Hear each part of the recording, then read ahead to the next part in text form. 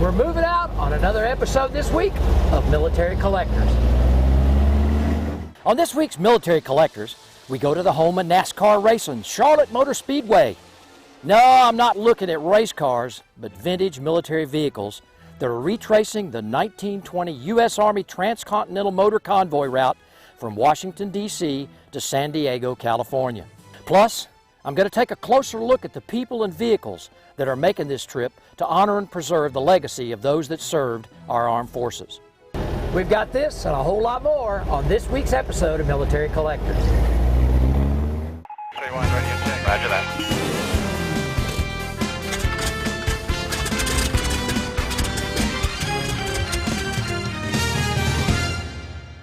Well, folks, welcome to Military Collectors. I'm going to ask you, when you ever attended a military veterans parade, an air show, or just an event where there was a lot of reenactors or a lot of collections made? Well, that's what Military Collectors is all about.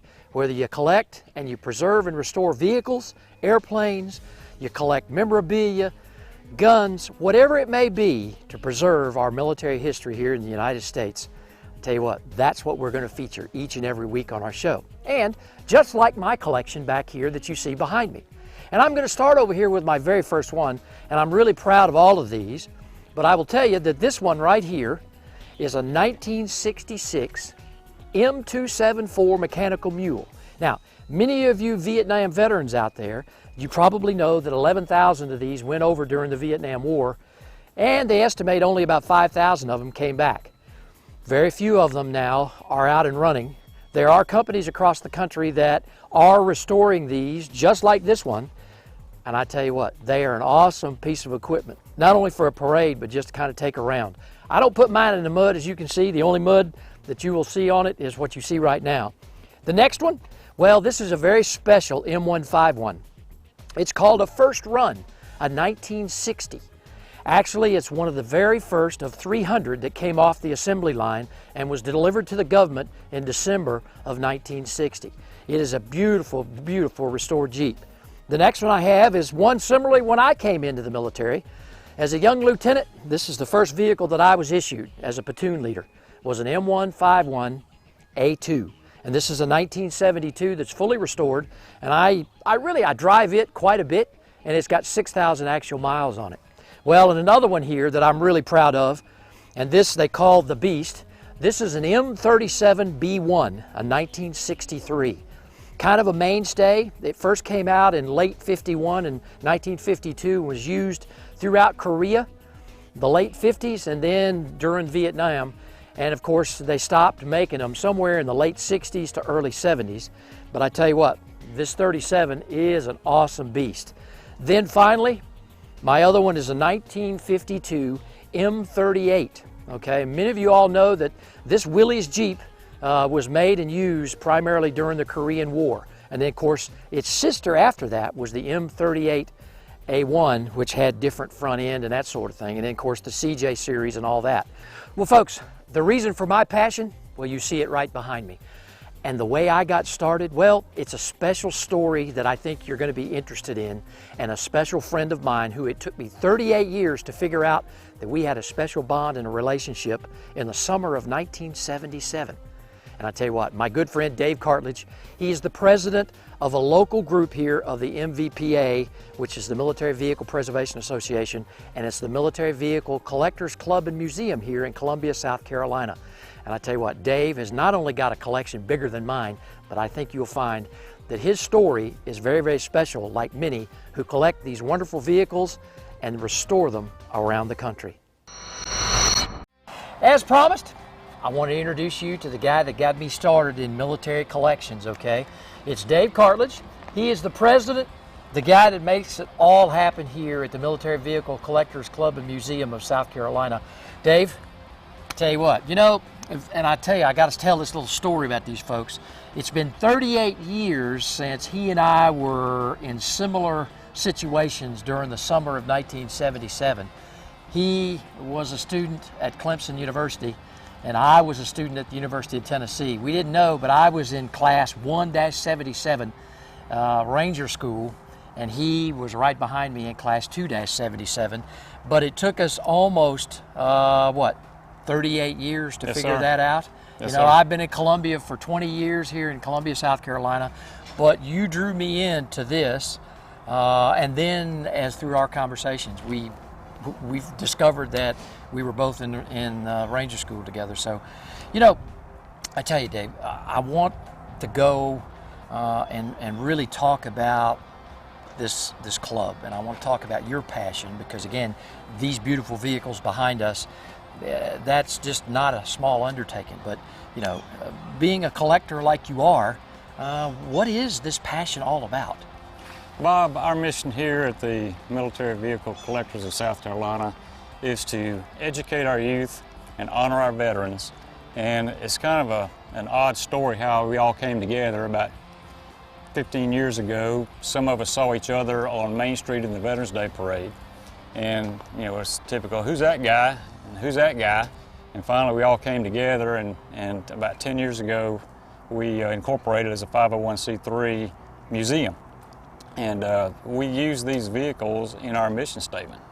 They're all pretty much all privately owned vehicles, right? But the collectors in the club, the members of the club, bring those resources together, and we put on display similar to what we did at Fort Jackson in May for the 50th anniversary of Vietnam veterans. We also engage in multiple parades. We have a group going down to the Georgia rally next week to put assets on display there. Well, folks, on this week's show, Military Collectors is proud to have a guest, Terry Shellswell, a resident of Michigan. He is the convoy commander.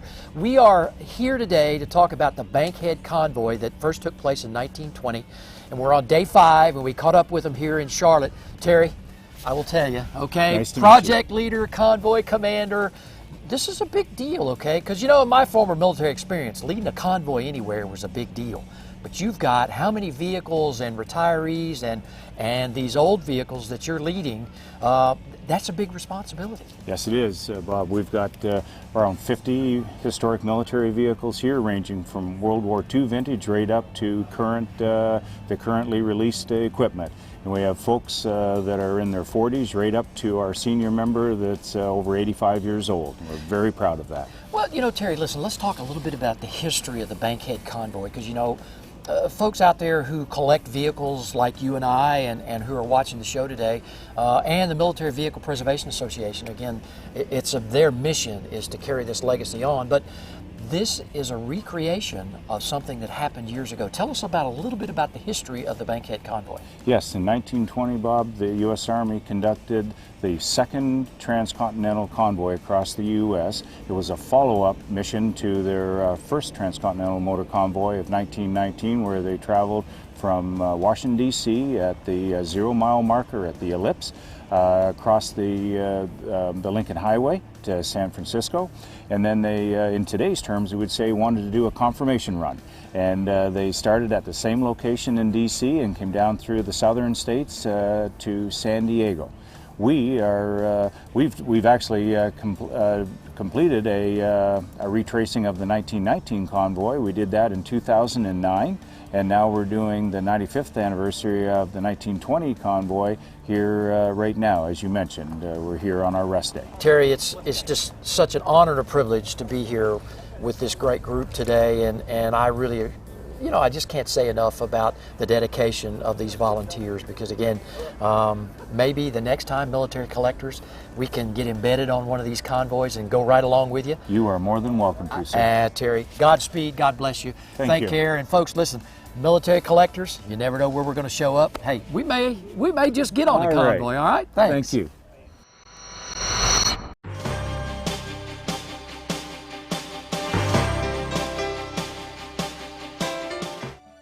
Jim Scott from Elm Grove, Wisconsin writes, I just wanted to share with you my 1960 M151 restoration project. I'm pretty proud of it, and here's the quick story. I bought it sight unseen in August of 2003 in Tennessee. What interested me most was the fact it was number 0312 in the first month of production, and it had the original data plate and was uncut.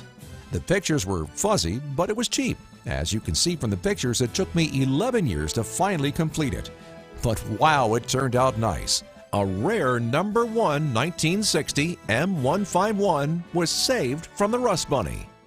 If you'd like to have your military restoration project or collectible featured on the show, just send an email with your photos to photos@militarycollectorstv.com.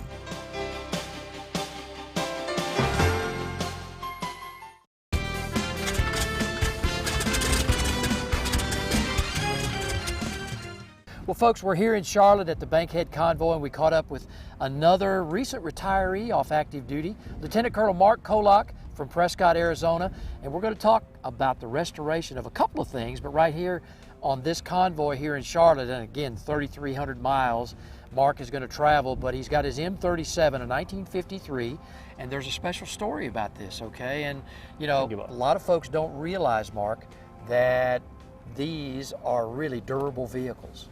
Absolutely. This 53 was on active duty with the Army till 1974. Wow. It was in Korea, was in Vietnam, and then after the Army service, 10 years with the Forest Service. And they can use it pretty hard, as you can see some of the damage here on the side. But yeah, it's extremely durable vehicle, and actually when I found it, it was kind of a basket case, as you could imagine. Oh, yeah. It had been sitting behind a barn. A gentleman bought it at an auction from the Forest Service, was going to restore it for his wife, and unfortunately he was never able to do that. He passed away. His kids kept it for years, and down in Tuscaloosa, Alabama, when I was down at Fort Benning Station at Fort Benning, I found it back there along with the trailer, so I went ahead and purchased it. And it was kind of a I wanted to restore it for a couple of reasons. First of all, I love these vehicles. Sure. These things are so robust. They look like a real vehicle to me. I mean, this is a blocky square beast here. Yeah. And I wanted to restore it also to honor my father, who was a Korean vet. Right. And my dad's Tony Kolak, and he was a combat engineer 51 to 53 with the Army. And this is a vehicle he would have used. So I went ahead and wanted to restore it and actually put all of the markings from his unit on here. And it's what we call a motor pool ready vehicle. It's not a perfect restoration like it came out of the factory. Right. It's just what you would find sitting in there everyday use. And well, and again on the engine, of course, that's a flat six. I mean, it looks great. Did you rebuild the engine as well? Basically, I had to do everything. Yeah, we went through the engine. A couple of buddies of mine helped me. This was a project that I was doing in the afternoons and the evenings on my time off. Wiring harness was gone, so I had to make my own wiring harness. You can still find the ends. Right. Fuel system, brakes, everything from start to finish had to be all redone. Gas tank had How many holes. months or years did it take? Took me 1 year, start to finish. Awesome. And that had her out on the road. So now I get to test my my abilities with a 3,500 mile trip. It's either I got to stand by it or I'll fall. Well, when you take a look inside the cab, I mean, you think about this, and of course, again, the older versions, the 53, and I have a 63, they changed the spare tire from the rear to the side. Yes, you had a door mount. Yeah, and I was told there's an old tale here that I guess during Vietnam, they wanted to protect the driver, and so they started putting the thing over, and I'm thinking, that doesn't look like much protection to me. So I think that's just some engineer's tale out there. But, you know, these are very, very robust. As an M37, they really have a great cab to them, I guess. It's all right there. I mean, can you imagine the number of hours that were spent behind the wheel of these during the Korean War? I mean, having been over to Korea myself, gosh, just the hills and just the road networks and the amount of miles. Tear and wear. Yeah, Absolutely. and so very durable. And again, the service that they saw during Vietnam. I mean, think about the number of trails and the supplies that these, and a lot of them made gun trucks out of them. Yes, they did. They, although it's a lot of weight to put on a 37 chassis with, if you're going to do a little bit of armor or anything. You're exactly right. You know, they are a simple vehicle. You know? And they are. They really are. They really very are. durable. It's You're just exactly extremely right. durable. One other piece that I want to talk about is your half-track. And so, folks, when we come back, we're going to talk to Mark about something that he brought back all the way from Africa while he was on active duty. Stay tuned for more Military Collectors. Well, folks, welcome back to Military Collectors and Mark Kolak. As we promised, we had a great discussion about his M37 and his passion to restore it for his father and in honor of his father's service in Korea. But he's got another project that when he was on active duty before he retired in 2011, that I think you'll find very interesting because, again, as a collector, and a restorer and somebody who has the passion for this stuff. Tell everybody about your 1943 half-track that you found. Well, Bob, this is an interesting story. I was stationed in Africa for 18 months, and while I was stationed there and getting my troops acclimated, we'd go on a 6-mile run every day, and tucked off into the corner of this trail, I could see through the bushes. I got a picture here of this. I could see this vehicle. I knew it was a World War II vehicle. Right. So we got into the bushes after a run one afternoon, and it turned out to be a World War II half-track. Now, I didn't know the nomenclature. I'm a former armor officer, but I didn't know the nomenclature of this. So I just saw the thing sitting there, and it looked like it was so intact. The engine was still in it, the train, there was a turret, the Maxim quad mount turret was with it, and I made it my diligent effort to find out how I could get that thing and ship it home. Oh, wow. And it had been abandoned, but it still belonged to the French Foreign Legion. So I had 2 French liaison officers working for me, and I was able to sit down with the French commander, and I basically bought it as scrap from the French Army. So I had all the paperwork to go with it, and we put it in a 40-foot container and shipped it by boat back to Norfolk, Virginia. Oh, my goodness. And a bit of a challenge, because the Navy Task Force commander, they wanted to bring it back. And once I brought it in from the desert into the motor pool, I had the Jag working pretty hard to get it back from me. But I know my stuff. I'm an old Army dog, so I know how to keep that There thing. you go. And yeah, we were able to get it on board and ship it home. We had the thing running by the 4th of July. That was the goal, to get the thing running and drivable for the 4th of July parade in town. Yeah. And it's a very unique half-track. This half-track saw service in Europe. Then it was converted in a final conversion in 1952, along with 419 other ones, and it was sent to Korea to assist the U.S. Army in the ground role. The human wave attacks at the time that the Chinese were doing, they needed some firepower, and with those 4 guns, there was a lot of firepower there. Well, let me ask you now, you didn't truly have to restore. You didn't restore it back to pristine condition. No, sir, so, I did which not. is unique, I think, because, you know, most folks want every nut, bolt, everything replaced on those, but you didn't do that to this. No, this is a preservation project because it's such a unique piece of history, and I do have its service history all the way up and through the service with the French Foreign Legion. I wanted to leave all the original paint on it. The value, the historic value, and I think the tribute that it pays to American soldiers and all the others that have fought in this vehicle and served with this vehicle, that was the thing to do. Well, folks, I have a special guest today here. We're in Charlotte, North Carolina. We've linked up with the Bankhead Convoy. I tell you what, history in the making. And joining me today here is Roger Hirschberger from Jessup, Iowa, and he's got a beautiful 1941 Packard. It's a staff car. I tell you what, this thing stands out. Roger, listen, my friend, I know passion, preserving history. This is awesome. Tell me about your Packard. This thing is awesome.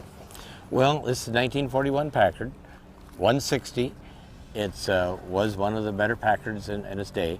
The military used these as staff cars in World War II. Right. And I collect military vehicles, and I thought, and there's very little information on staff cars, and I'm a Navy veteran, so I wanted to set one up for the Navy, and I decided to buy this, and I've set it up the best I know the way the Navy staff cars were in World War II. Let's walk around a little Sure. bit and get some other perspective on this, because it's just a beautiful car. I mean, a lot of folks would not have realized that this was a vehicle that was basically for the brass and senior command staff, probably at all naval bases, Army bases, all across the country. Yes, yes.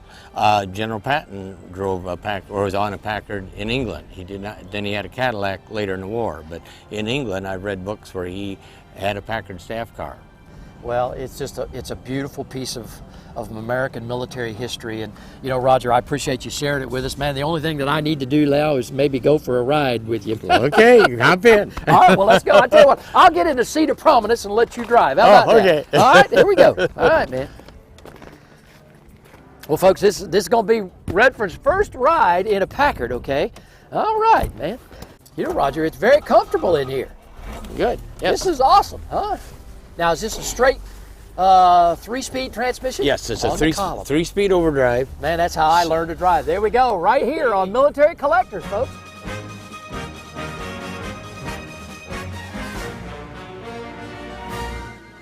I hope you've enjoyed this week's edition of Military Collectors.